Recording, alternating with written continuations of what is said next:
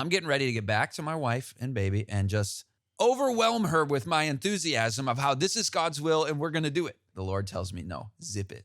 Don't scare her. Zip it. Don't say a thing. Just how are you? How was your 5 days while I was gone? I'm ready to go 24 hours without, bringing this up.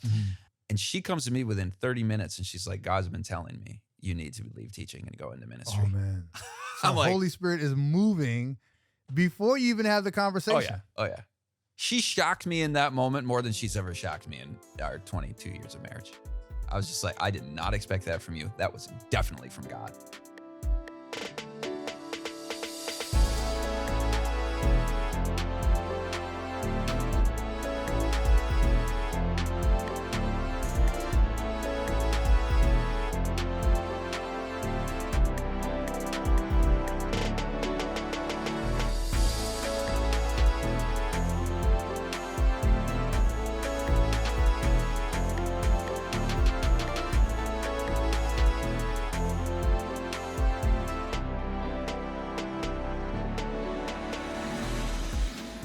Welcome to another episode of Grape Juice and God.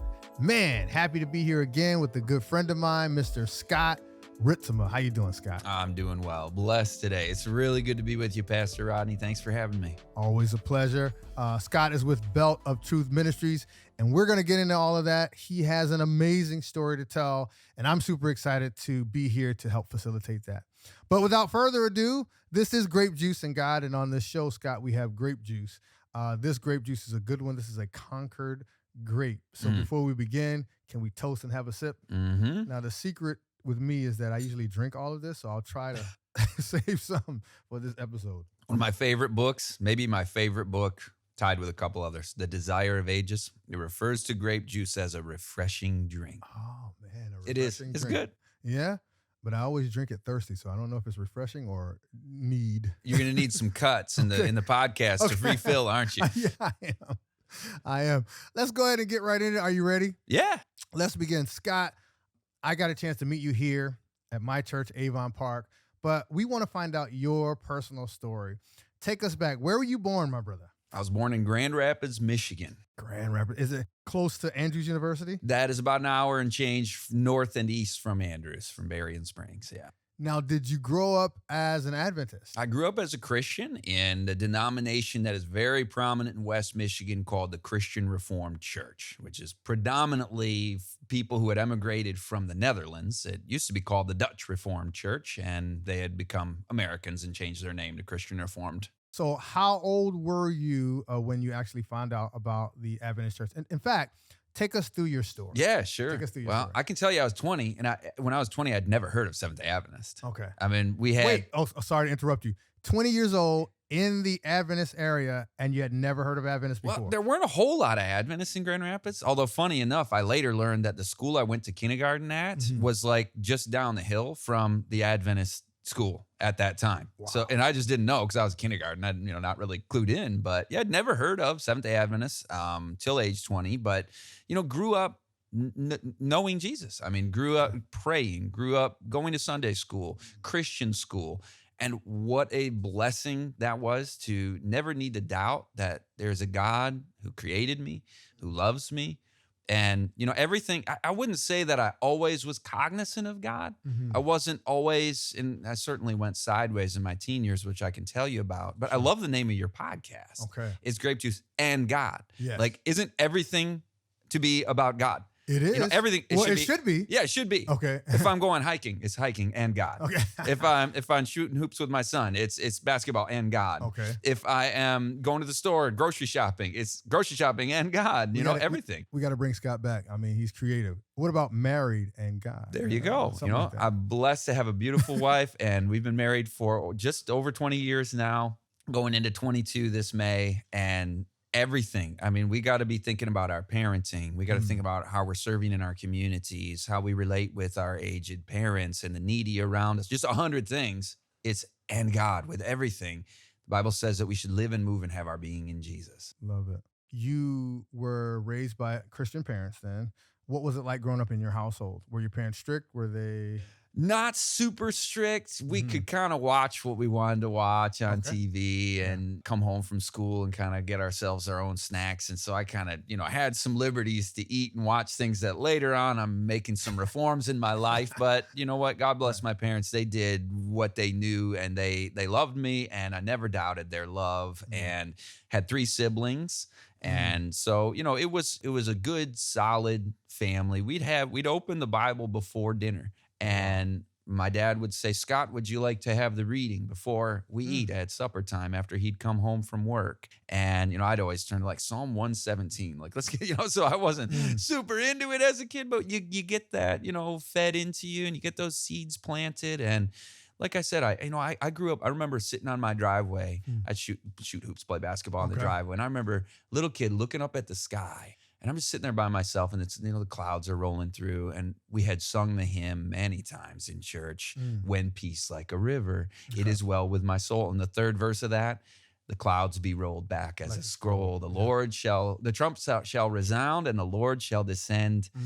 And I was imagining that happening. And I was taught and learned that's going to happen at some point. We don't know when, but Jesus will come back. So I grew up as an Adventist in that respect, believing in the second advent of Jesus. All your siblings, are they still Christian to this day? For the most part, the family has maintained that Christian Reformed denominational affiliation. I was kind of the one that explored outside of that within Christendom. And, that started in my late teens and early 20s. Didn't do the profession of faith routine that you do. I was baptized as a baby, if you can call it that. I was sprinkled. But when I was in my late teens, I was spreading my wings outside of that, questioning some of that and exploring, and ended up in really some wrong theological circles that were kind of the emerging church movement, and not so biblically based. Fundamental Bible believing is what I believe in today. Is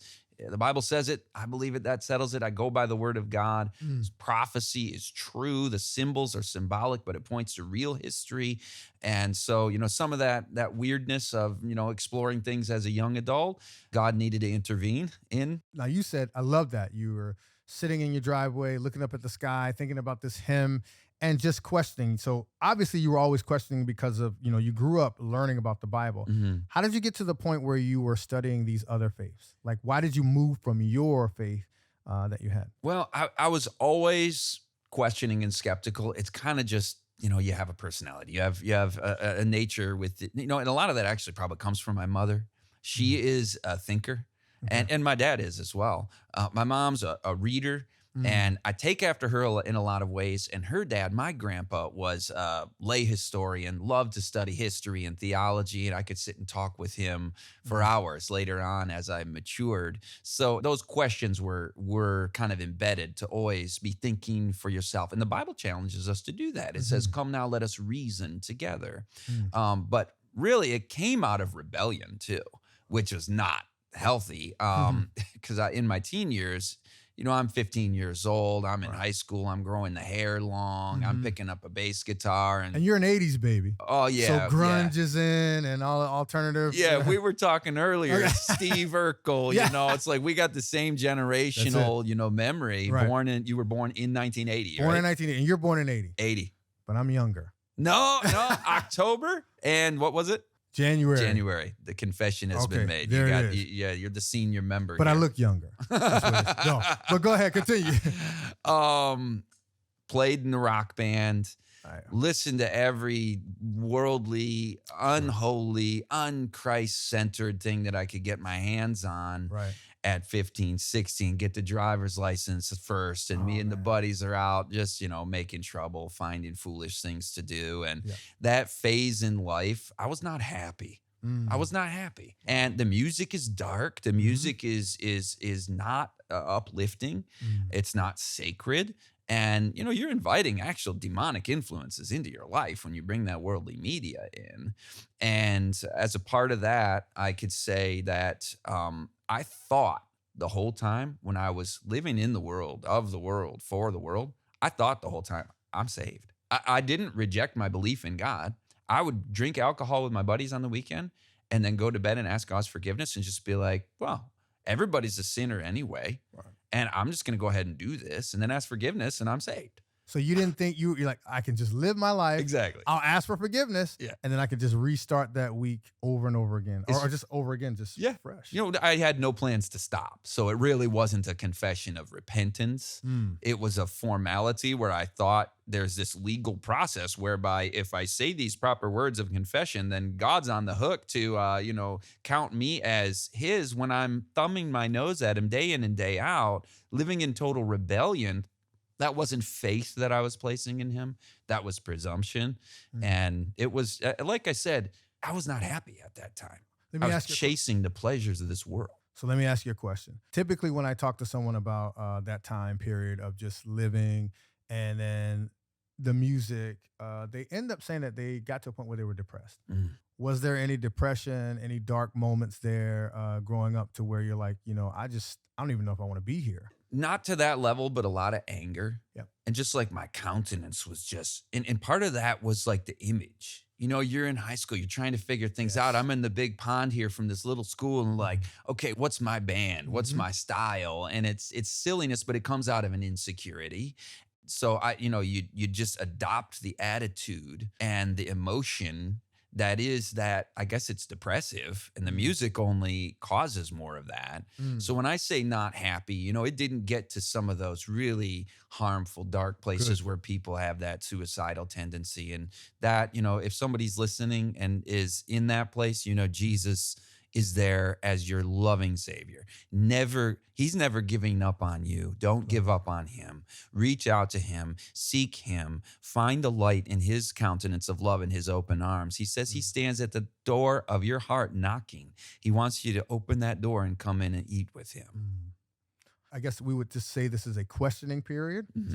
So is there someone that comes into your life that helps you do this research, or do you just do this all on your own? Well, I'm at a youth retreat, and I'm a junior in high school, and there's these seniors who'd gone on a mission trip, and they were like deeper into the world than I was, but they were getting saved, and they're coming back. They're on fire for the gospel, and I'm like, I want that. Oh, man. They witnessed to me. And at that youth retreat in the woods, my music is back home. We didn't have phones distracting us then, but it was my CDs, and I gave my heart to the Lord. And I said, I'm going to stop with the drinking. I'm going to stop with the partying. And, I didn't give up the worldly music because I didn't quite get it that, musical style actually counts when it comes to spiritual things. But it was the step of, I really want to be an actual Christian and not with this faking thing where I'm just asking the forgiveness. So that started it. And, I still need to ask forgiveness to this day. So it's not like once you give your heart to the Lord, now it's like you don't pray the prayer of confession, but it's actual confession now. That's a common thought, though. So a common thought with many Christians that, okay, I believe I'm saved. I've asked God for forgiveness. I no longer have to ask God to forgive me. And, Paul says, I believe we die daily. So daily we should be asking for forgiveness. Daily we should be asking to be, Lord, please consecrate me. So you go to this camp, you give your heart to God, you make this profession, by yourself. What happens next?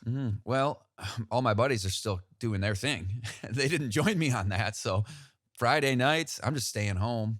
I don't really have a Christian community. I don't really have friends. So nothing really builds. I'm just watching TV Friday evening instead of partying. And is this an Adventist camp? No, this was still in the Christian Reformed community. Okay. Yeah, I still hadn't yet heard of an Adventist at this point. I'm 17 years old, and my older sister's watching me watch TV Friday. She's like, "Why aren't you with your friends?" And I wasn't even proclaiming the gospel. Like, well, I gave my heart to the Lord. Nicole, that's my sister's name.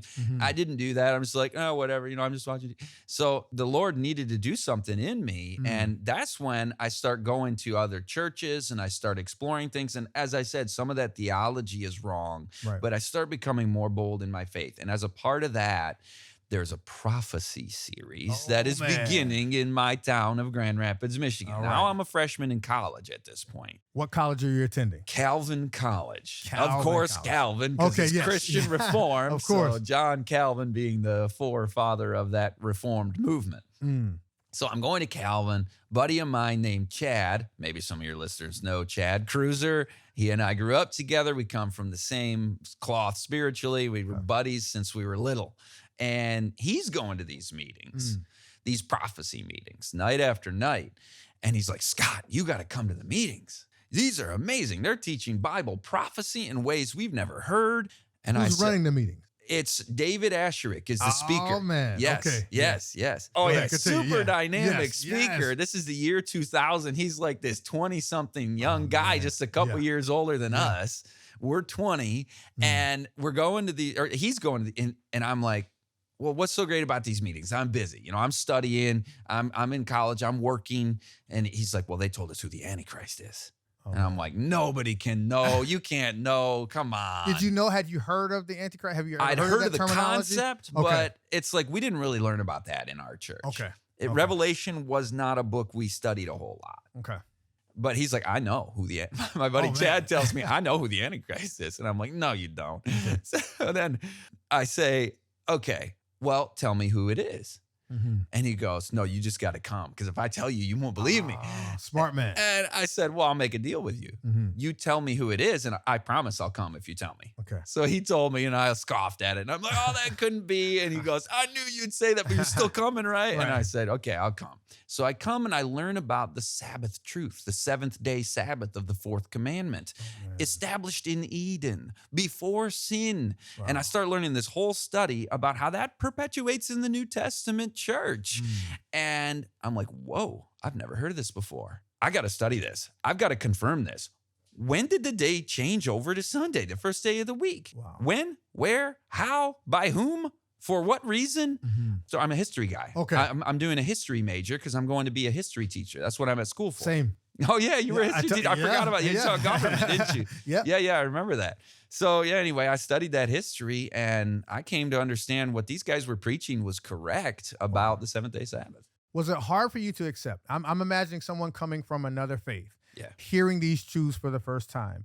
Was there any resistance, or because it was so plain, he explained it so well, it was easy for you to accept? I'm excited because it's the truth. Okay. You know, I'm just like, I'm open-minded, critically thinking. I want to know what is true. I'm asking people around me in my community, why do we observe Sunday? Well, because Jesus was raised from the dead on Sunday. I'm like, yeah, that's beautiful. That's wonderful. The resurrection truth. But where in the Bible does it say that truth makes Sunday the new Sabbath day? Oh, and there's no text. There's no scripture. It's tradition. It's man's tradition.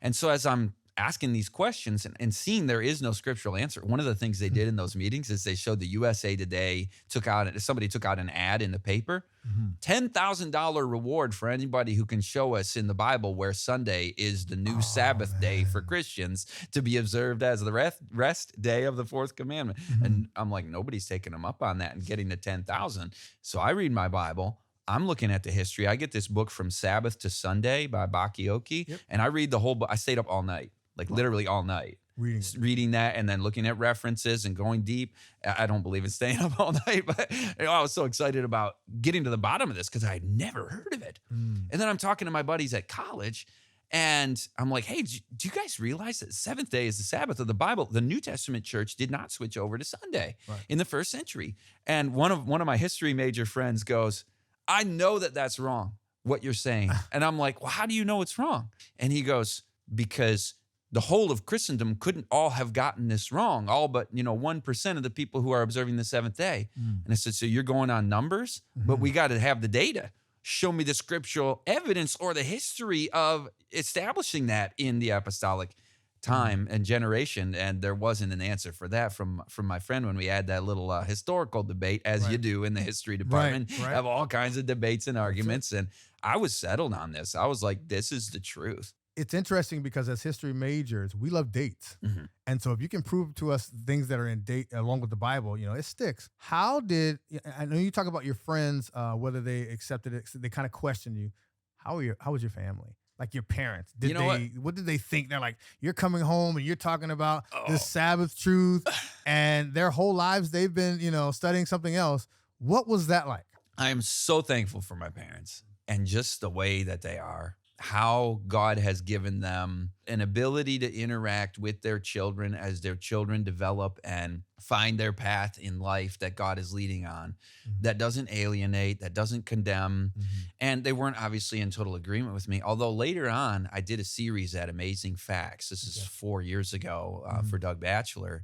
And I said, Mom and Dad, you might want to watch this because this is kind of a big opportunity that I have. And they watched it. And then we discuss. And so it's a wonderful relationship I have with them to this day. Good. 25 years ago, they were a little skeptical, but it wasn't any sort of conflict. And, I've heard other stories of people who come into the truth and it causes problems. And I'm just blessed that those problems didn't arise in my family. And to a certain extent, my older siblings and my parents were kind of used to me being a little different, like, okay, what's he into next? And then, 9/11 happens and I'm looking at 9/11 truth, these kind of things. So it was not a surprise to my family. Do you think that their support of you gave you the courage to be able to continue to grow in this faith? Yeah, certainly. My parents have been very encouraging.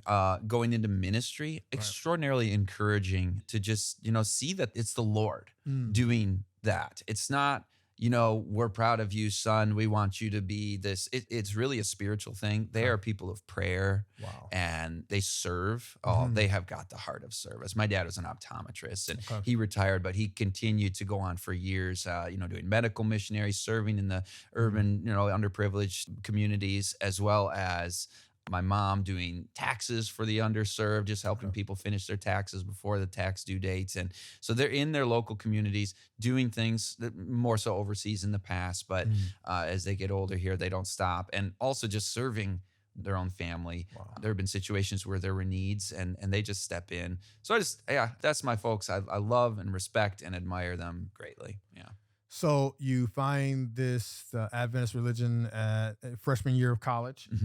Your parents are not pushing you away from it. They're supporting you.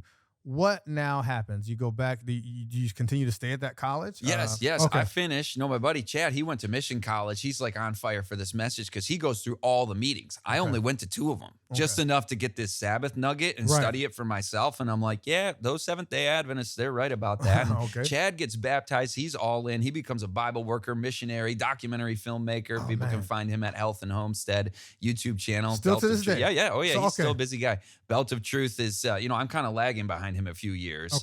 Because he's on the move, doing evangelistic prophecy series himself, just like the ones that we went to, which I get to do too now, and it's just a delight.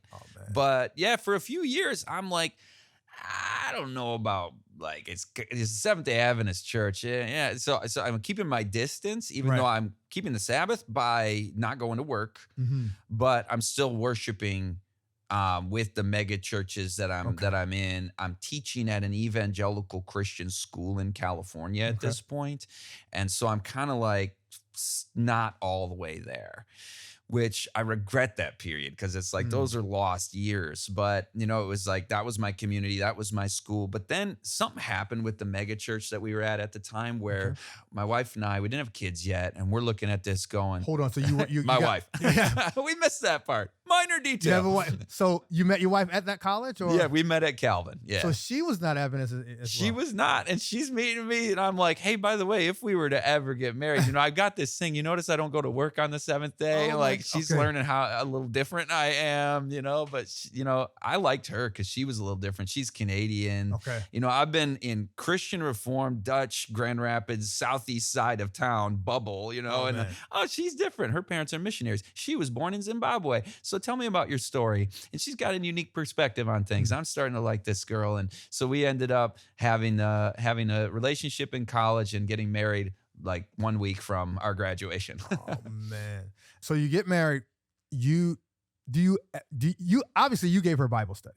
Well, yeah, and it wasn't like a formal Bible study, but it was discussions that we had, and yeah, we'd open the Word of God together, and she came to an understanding of the same thing. She's like, yeah, this is true. This is truth. But you guys had not been baptized. No, we were not. We were baptized actually into that church. Into the Adventist church. Yeah, not as Adventists. Okay, we hadn't even attended an Adventist church. Wow. I did not walk into a Seventh-day Adventist church all those years through college. We get married in 2003, still haven't gone to an Adventist church, but we were baptized in the mega church movement that we had been a part of. So we were baptized as babies, not really. But anyway, both of us were like, well, profession of faith, biblically, really, we ought to be baptized. So we were baptized in college as Seventh-day Sabbath keeping Christians, but not into an Adventist church yet. Okay. That comes later. But 2003, we're married. We're out in California for 5 years right after that. And that's when that mega church kind of goes a little sideways on us. And we're like, hey, honey, we're keeping the Seventh-day Sabbath. And we're not worshiping really on the day. We're just not going to work, not grading papers. We're both teachers. Maybe we should start a home church, because we've got a couple of friends that we've been influencing on this Seventh-day Sabbath doctrine. Right. And we said, hey, why don't we worship together? Because they were having some issues with that mega church as well.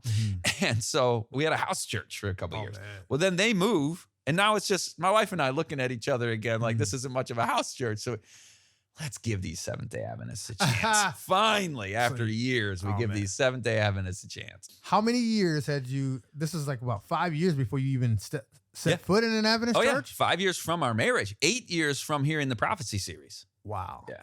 What's the first church you started? The first sermon I ever heard was from the pastor of the Arlington Seventh-day Adventist Church in Riverside, California. All right. And get this. Okay. What his sermon topic was. At first, I got to tell you, I'm writing a book at this time. Okay. All right. I'm writing a book about the relationship between the Christian church and political power. It's called The Way, the Truth, and the Sword. And it goes back to Constantine and how Christianity became a militant imperial agency of conquest. This is some of your history coming exactly. into play. You know what I'm talking about here. And you're like, wait, the humble first century church and the martyrs in the early centuries, this was not about acquiring the sword and the state and the military and the power to conquer the foes of Christianity. Jesus said the rulers of the Gentiles lord it over them, pagans, unbelievers, lord it over others, but not so with you. If you want to be great, be the servant of all. We are to be serving, not conquering, getting on our knees and washing feet, not picking up the sword to conquer. And Jesus said to Peter, put your sword back in its place. So I was very much believing in that before being Adventist. And then I come into this sermon, and he's comparing and contrasting the beast power of Revelation 13 with the Lamb of Revelation, Jesus, the principles by which they govern. It's the exact same thesis as my book. Now, first sermon in that church. Had you been studying Revelation? Not really. I mean, a little bit. We had looked at questions like the state, what happens when you die? Okay.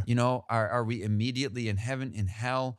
The resurrection. So we were exploring some other Adventist doctrines at this time. We were listening to a program called Bible Answers Live by Doug Batchelor. I had watched a series that was recommended to me by an Adventist called Total Onslaught by Walter Weiss. So I had some exposure to some of these speakers and ministries. Right. And going into this sermon, I had been writing this book just from my historical Christian perspective, not because I knew the prophecies indicate a antichrist power will behave this way, and the final mark of the beast will be along these same principles of coercion and domination. I wasn't even aware of really what was going on in the book of Revelation. But this pastor sure was ready to give us some Bible studies, because I'm literally jumping out of my seat at the end. We were from kind of the, less formal churches.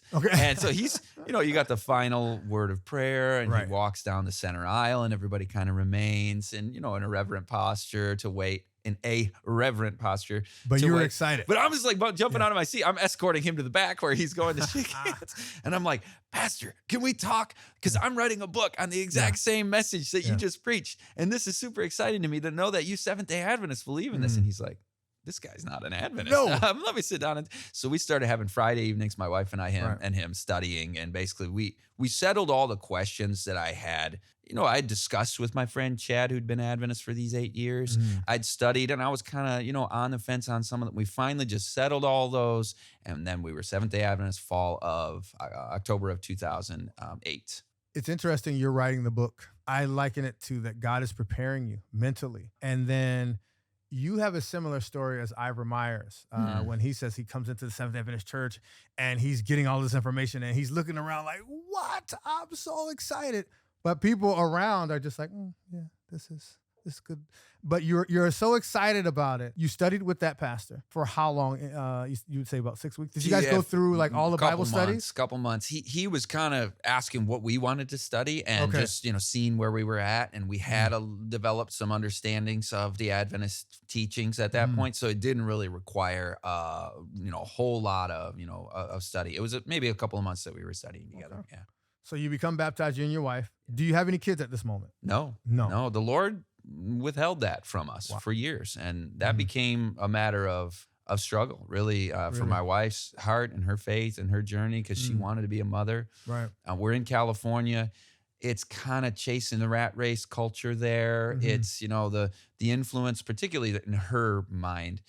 She would tell you the testimony. She's told her testimony that it's the appearance, the glitz of the fashion of that kind of high society, Southern California entertainment culture, and that can even creep into the churches. Sure. What she loved so much about walking into this Seventh-day Adventist church, I mean, I was all about the sermon. I was not even really paying much attention to all the people in there, but she was noting the women in there.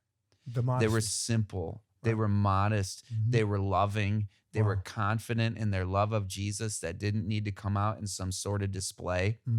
And that's not to condemn people that choose different dress, but to her, this was attractive as an expression of the Christian faith that really gets back to where she wanted to go.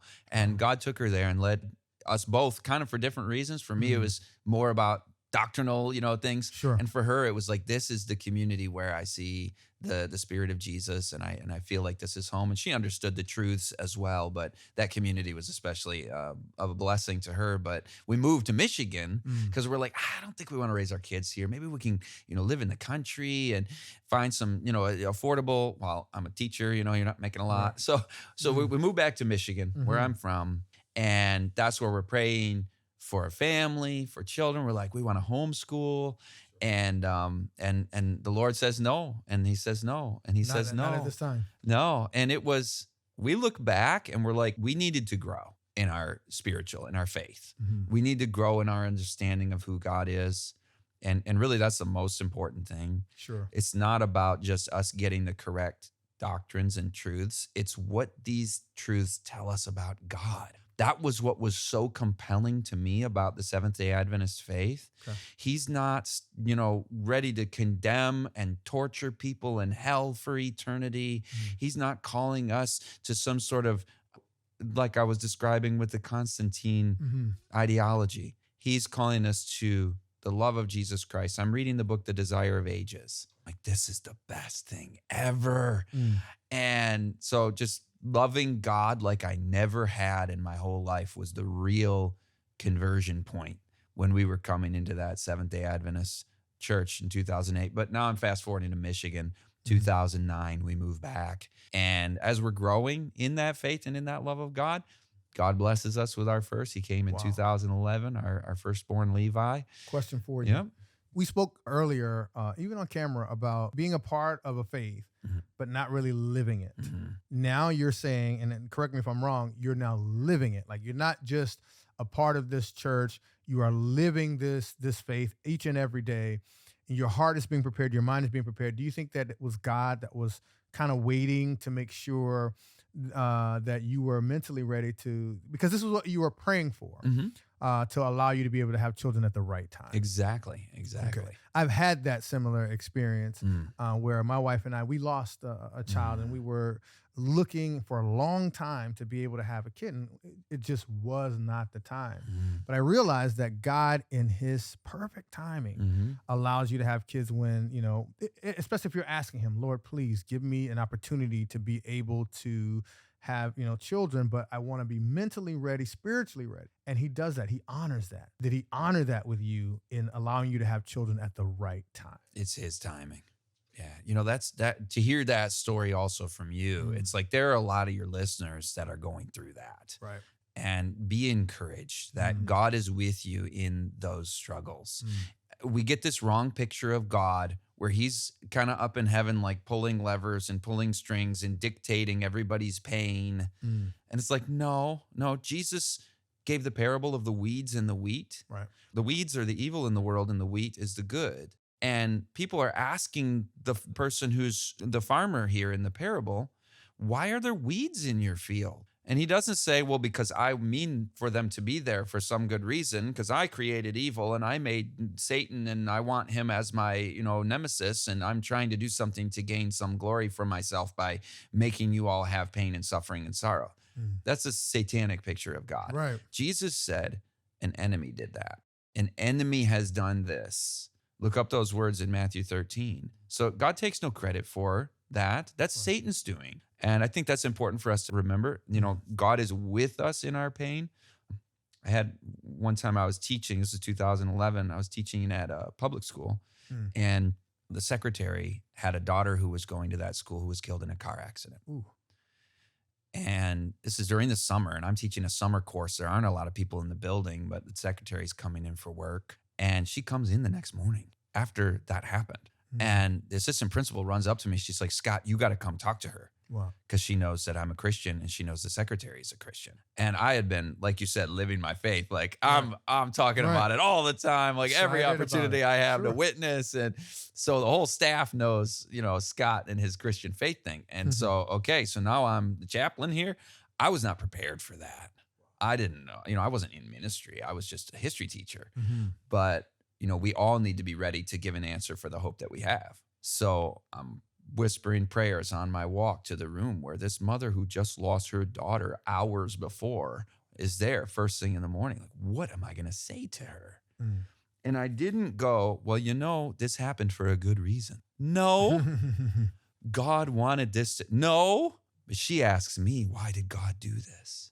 With more pain in her eyes than anybody I've ever seen. Wow. That is a hard place to be, to see God as the inflictor of this death. And so I didn't, do a whole Bible study on the great controversy between Christ and Satan and how evil originated and how it was Satan inventing it within himself. Iniquity was found in you. I give a whole hour presentation on this now, but I'm not going to do that right there. That would be highly inappropriate. Like, let me lecture you. So I simply cite her to one verse, and it's Isaiah 63, verse 9. And it's where God says, in your affliction, I also am afflicted. Oh, man. So we got to know whatever you're going through, Jesus is right there with you. He is feeling the pain you are feeling. That we learn going through this as young Seventh-day Adventists, married but childless. And not everybody's story ends like yours and mine, where you're blessed with a baby. Some people are the Job, where it's like, you know what? God really has a lot of confidence in you, that he knows your faith can lean on him through harder stuff than Pastor Rodney and I have gone through. But just keep that faith growing in him. He's right there with you. So you have become a baptized Seventh-day Adventist member. You've had your first child. When does God begin to speak to you about ministry? And speaking ministry, talk to that.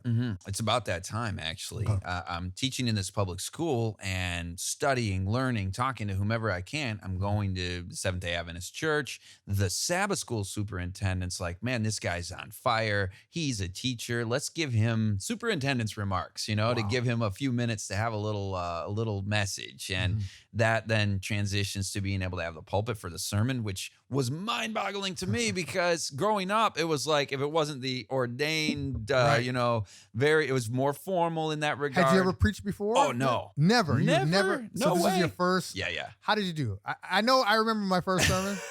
Horrible. How was your first sermon? I just loved doing it. I just loved doing it. Also, the Bible position opens up at the school. Okay, what school is this? Grand Rapids, Adventist Academy. Okay.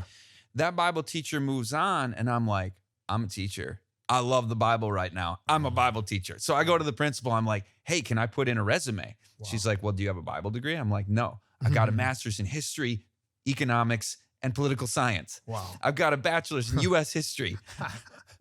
She's like, that's not going to help. Oh, man.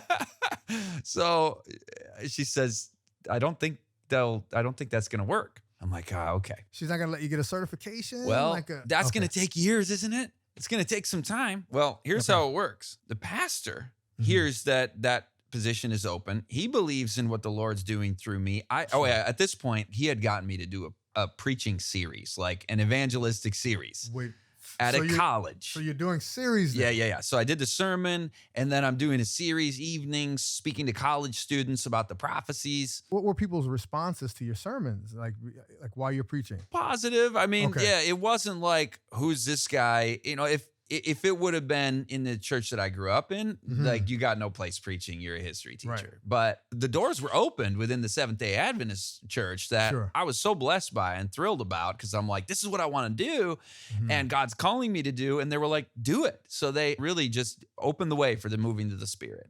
This is going to sound like a crazy question. I want to know, what was your feeling like when you were up there preaching? And let me give you some background. Sure.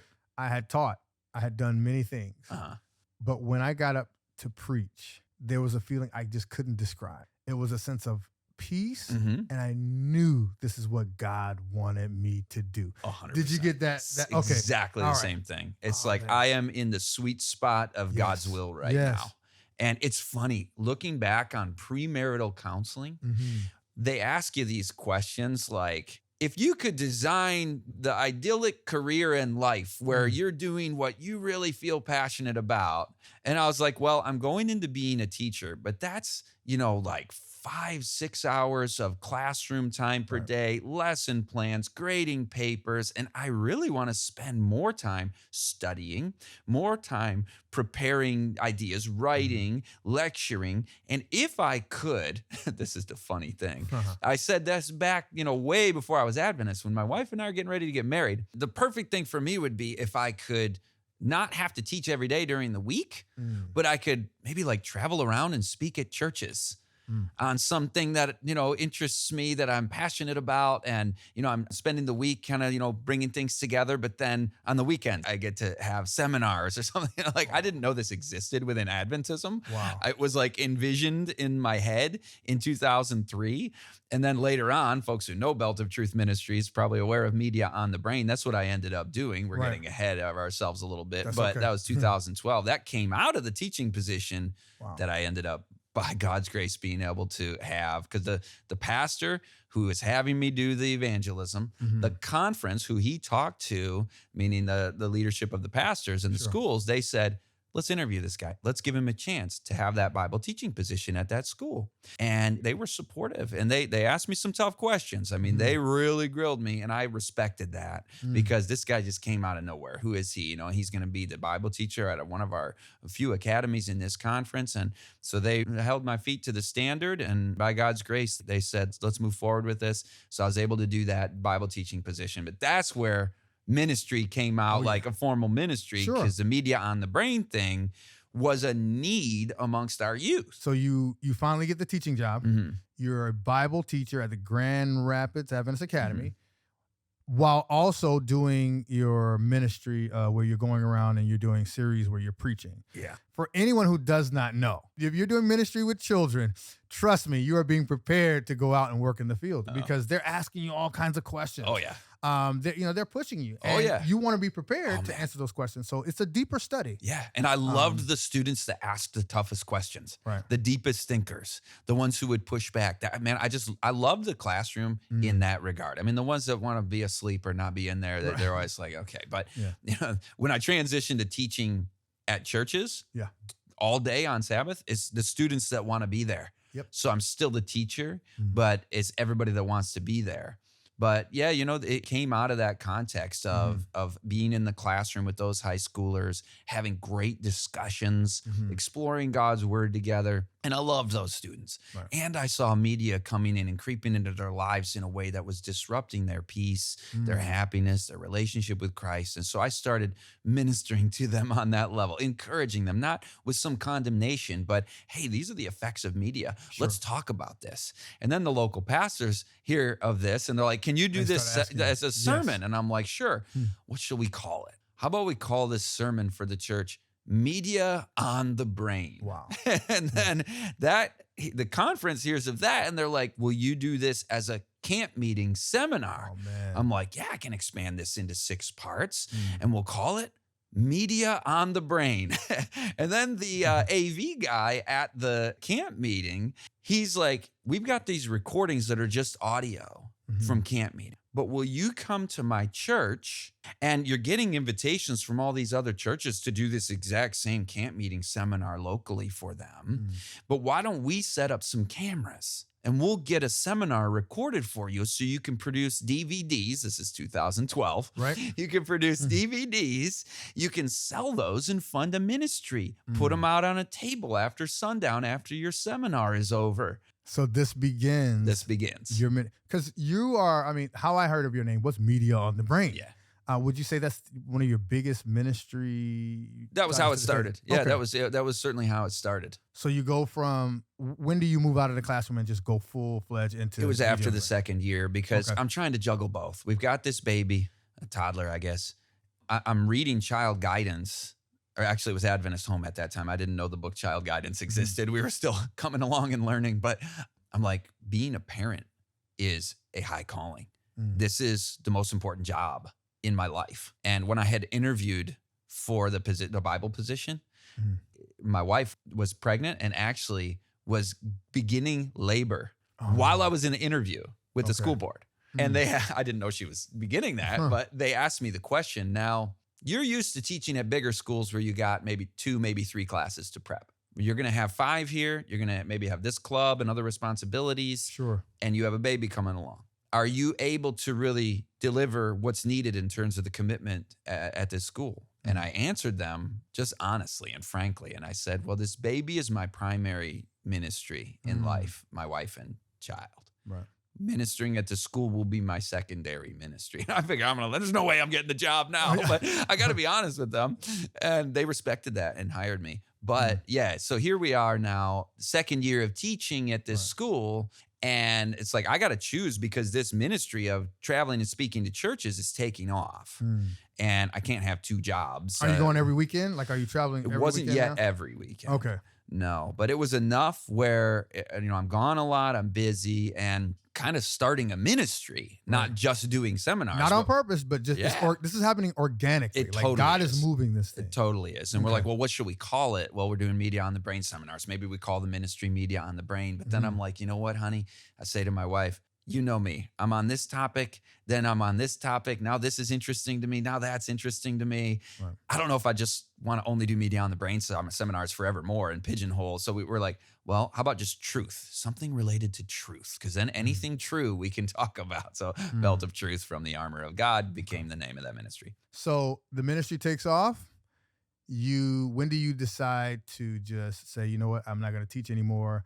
I'm just going full. I mean, because also now you're raising a family financially. You know, you have to do this. This is a step out on faith. Yeah. So is there something that God just does to inspire you or let you know, confirm to you that this is the way to go? Yeah. The idea of selling DVDs after sundown does not sound like you're going to support a family on that. But here's the story. It was totally God and God telling my wife that this is what we're going to do. Wow. She's not the adventurous one. I'm the adventurous one. She's the stable, keep the house in order, don't do anything crazy, low risk, lifestyle. Sure. That's just like a lot of mothers are. And that's wonderful. You need that stability. And I'm like, I got an idea. Hey, what about this? And half my ideas are ridiculous. And she brings my head out of the clouds and makes sure that I don't do anything crazy. Yeah. So this is crazy. You're going to leave your teaching job. And she's not saying this, but this is what I'm thinking if I'm going to be rolling this out. Like, hey, honey, I got an idea. I'm going to quit my career. 80s and I'm going to go in. 80s babies. No, we're just adventurous, but go ahead. Yeah, exactly. I mean, Gen X, we're out on our own wavelength all the time, aren't we?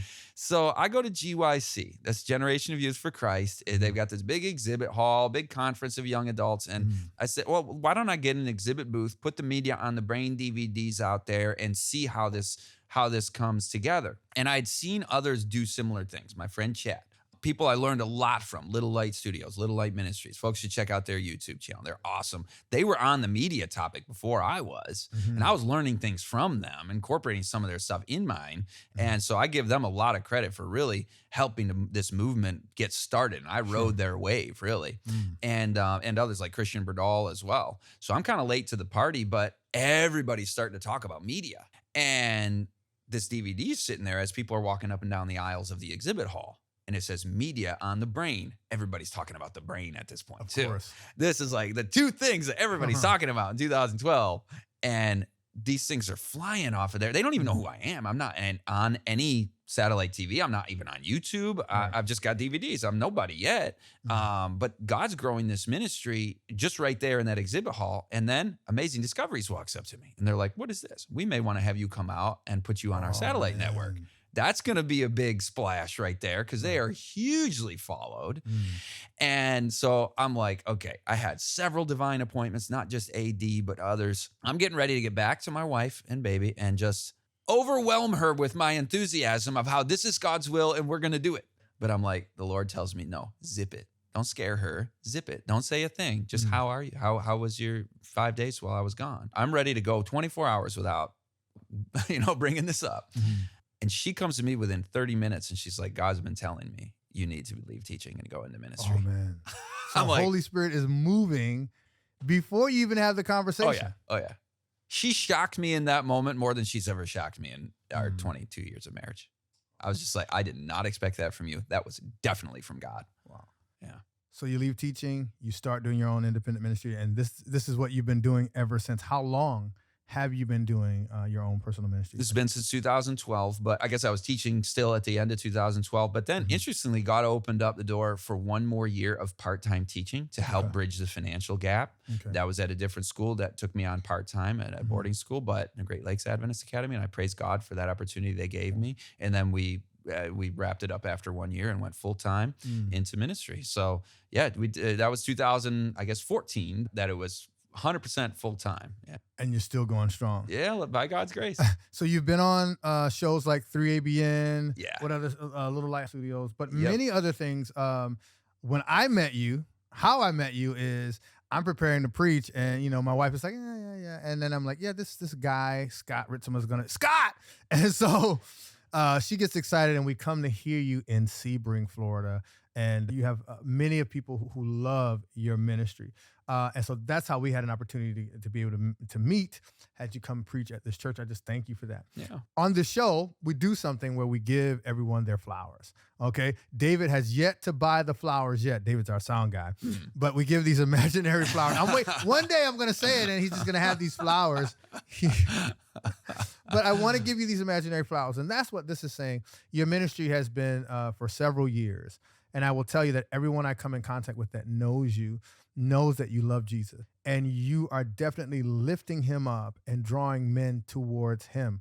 I want to thank you for doing that, affecting not only my personal family, but thousands of families around the world who are learning more about Jesus and learning, most importantly, about the second coming of Christ. Amen. I think that's, for me, is one of your biggest strong points, just preaching on the fact that, hey, there's a God who's coming back to save us. Tell us about Belt of Truth Ministries. Well, Media on the Brain kind of carried us. We'd do up to 50 weekends a year. I mean, it was just flying here, driving there, go for a few years. But pretty early in, we're like, we want to make it where Belt of Truth is more than just Media on the Brain. So we started a parenting seminar. Now, this is pretty funny because I know nothing about parenting. My kid is 2. And I'm like, well, what I do is teach. So I'm not going to say I know everything about parenting. I'm great at this, because I'm not. Every parent knows they are not great at parenting. You learn that more as the years go on. But I read George Barna's research on how the spiritually strong young adults of America were raised, what kind of parenting styles, techniques, principles are most likely to produce success. And then I'm reading Adventist Home, and I'm like, I'm reading the same thing here. So what Ellen G. White wrote 100 plus years ago is being recognized by modern science, social science research. And so I do a seminar on that called Raising the Remnant, where I just show George Barna finding number 1. Here's the quote that corresponds with that we should have known all along. And I go through 50 of those. So that was Raising the Remnant. And then we get into talking about the history of the worldly schooling agenda, industrial era schooling, how it was openly designed for the purpose of shutting down individuality and critical thinking and creating automatons out of the children. That's not my word. They say 99 students out of 100 have become automatons. Wow. And that's through the scientific definition of education, which is subsuming their individuality. That's a direct quote. So there's a whole seminar on that history called Schooled. We're actually posting that on our YouTube just as we record this. It's going up this weekend on Belt of Truth. Other seminars we start doing through Belt of Truth on true education, not just exposing the false, overcoming lust, overcoming the temptations of the lust of the flesh, particularly for men in this generation, doing seminars on current events and prophecy, like you said, about Jesus soon coming. That's one of my favorite things, being a history guy. You're looking at the news headlines, you're looking at Bible prophecy, and you're seeing these things coalescing, coming together. So yeah, we've stayed busy over the years, done about 500 in-person live events. In the last couple of years, we dialed back that, and we're doing more digital types of production. Like a podcast. Yeah. Well, it's not this nice like you with your crew. I've got my phone in front of me, and I've got a sheet behind me with my logos. And well, shout out to the McFadden Ministries crew. We appreciate you. Yeah, you guys are awesome. Yeah, if I could have a crew like this, that would be awesome. But you know what? You do what you can. And the person doing a short with their phone, just sticking it in front of them, you can talk about Jesus. Anybody can do that. Right. And so we finally got our act together about a year or two ago as of this recording. So about 2024, we're really rolling with 2023 into 24. Digital media productions, trying to get the evangelism going in that regard. So that's what Scott Ritsema Belt of Truth YouTube channel is all about. That's really a passion that we share, is how can we reach the masses who might not walk into a church for an evangelistic prophecy series? If we can start them here and talk to them about Jesus, then maybe we can encourage them to also be part of the fellowship of the in-person family of God. So I just appreciate what you guys are about as well. Well, we appreciate you. If someone was trying to get in contact with you, they want you with Belt of Truth Ministries to come to their church, how can they find you? ScottRitsema@gmail.com. It's probably the easiest way to communicate with me. And I know you're like, oh no, are you going to get a flood of emails? We get floods of emails, but I'm so not managing my Facebook and my YouTube comments. I'm like in and out of the YouTube comments, hardly ever on Facebook. Literally the best way to communicate with me is just email me, and I'll get the email and get back to people eventually. ScottRitsema@gmail.com. You've heard it from him, ScottRitsema@gmail.com, Belt of Truth Ministries. It's been a pleasure to have you on the show today, my friend. Here's one more thing I have to ask you before we close. How do I get one of those T-shirts? Now, I'm not going to fill it out like you, but I need one of those T-shirts. So you were 245 at some point, so I'm not going to mess with this guy. He's a power forward. But it's beltoftruthministries.org. beltoftruthministries.org. There's a shop with the gear, and if people still buy DVDs, but there's some books there, good books, so folks can support us that way as well. I appreciate you, my friend. Thank you for being on Grape Juice and God. All right. God bless you. God bless you. As we come to the close of this episode of Grape Juice and God with Scott Ritsema, I am excited to see how God had his hand on Scott throughout his whole life. He truly is an example of having parents who reared him in the way of God, and he was able to use that in his life, in his ministry that now travels all over the world. Imagine what God can do when you give your life to him. God bless you, and thank you for watching this episode of Grape Juice and God. To view all of our content, subscribe to our YouTube channel and follow us on Facebook and Instagram at McFadden Ministries.